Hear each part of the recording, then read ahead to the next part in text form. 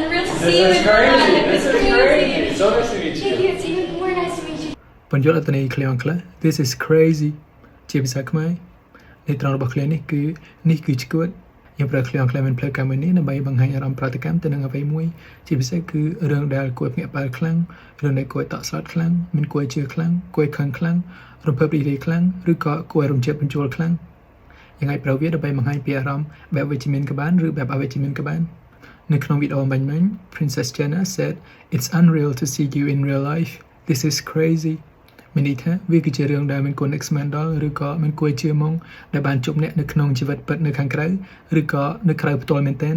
វាគឺជារឿងដែលគួរភ្ញាក់ផ្អើលឬក៏គួររំជើបរំជួលខ្លាំងហ្មង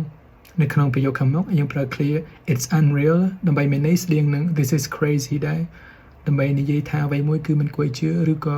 មិននឹកស្មានថាវាកើតជាការពិតឧទាហរណ៍មួយទៀតបែបអវិជ្ជមាន